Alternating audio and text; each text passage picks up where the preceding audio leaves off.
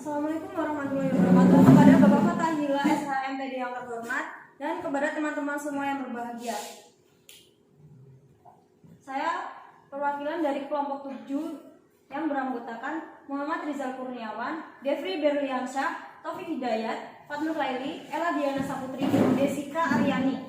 Saya di sini akan mempresentasikan tugas kami yang berjudul Pentingnya Wawasan Nusantara dan Integrasi Nasional. Pengertian wawasan Nusantara. Wawasan artinya pandangan, tujuan, penglihatan, atau tanggapan indrawi. Wawasan Nusantara dapat diartikan sebagai cara pandang bangsa Indonesia tentang diri dan lingkungan berdasarkan ide nasionalnya yang dilandasi Pancasila dan Undang-Undang Dasar 1945. Wawasan Nusantara sebagai wawasan pembangunan nasional. Pokok-pokok wawasan Nusantara dinyatakan sebagai wawasan dalam mencapai tujuan pembangunan nasional, yaitu wawasan Nusantara yang mencakup perwujudan Kepulauan Nusantara sebagai satu kesatuan politik, perwujudan Kepulauan Nusantara sebagai kesatuan sosial dan budaya. Yang ketiga, perwujudan Kepulauan Nusantara sebagai satu kesatuan ekonomi, perwujudan Kepulauan Nusantara sebagai satu kesatuan pertahanan dan keamanan. Wawasan Nusantara dan integrasi wilayah.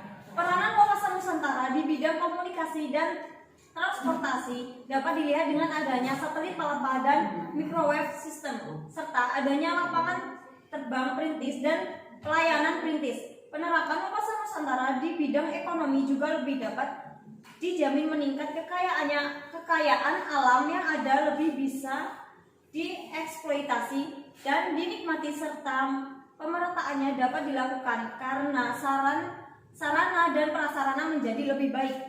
Penerapan di bidang sosial budaya terlihat dari dilanjutkannya kebijakan menjadikan bangsa Indonesia yang lebih Bhinneka Tunggal Ika. Wawasan Nusantara dan integrasi nasional. Integrasi adalah membuat unsur-unsur menjadi satu kesatuan dan utuh. Integrasi berarti menggabungkan seluruh bagian menjadi sebuah keseluruhan dan tiap-tiap bagian diberi tempat sehingga membentuk kesatuan yang harmonis. Integrasi nasional merupakan hal yang didambakan yang dapat mengatasi perbedaan suku, antar golongan, ras, dan agama.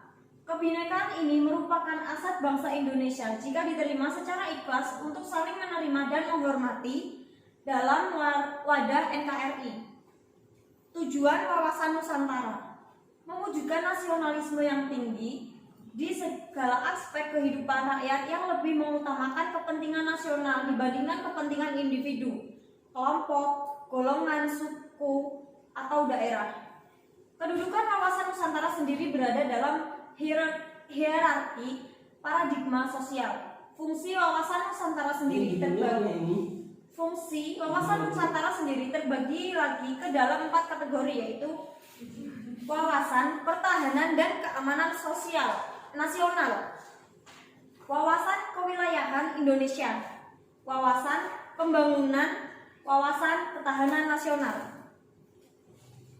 Asas wawasan Nusantara. Asas wawasan Nusantara merupakan kaidah atau ketentuan dasar yang wajib dipatuhi, dilakukan, serta dijaga oleh seluruh elemen masyarakat perdamaian agar tercipta perdamaian dan keseimbangan di Indonesia. Yang pertama ada asas solidaritas. Yang kedua ada asas kejujuran. Kita sebagai warga masyarakat Indonesia harus selalu berbuat jujur dalam segala hal. Yang ketiga, kesamaan tujuan. Sebagai masyarakat Indonesia kita harus memiliki tujuan yang sama, yaitu menciptakan masyarakat yang damai dan seimbang. Asas keadilan, yaitu kita harus berbuat adil. Asas kerjasama. Sebagai warga masyarakat Indonesia kita harus selalu bekerjasama untuk membangun perdamaian agar seimbang di Indonesia.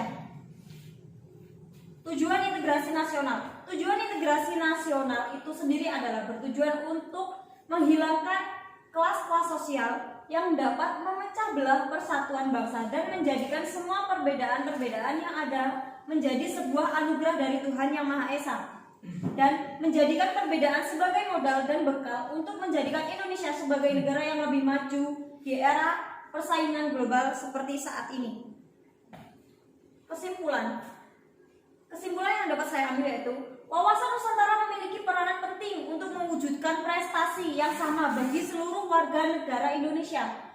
Perbedaan persepsi, perbedaan pendapat, hal di atas justru diharapkan dapat menghasilkan masyarakat yang dinamis dan kreatif, sinergis untuk saling menyesuaikan menuju integrasi.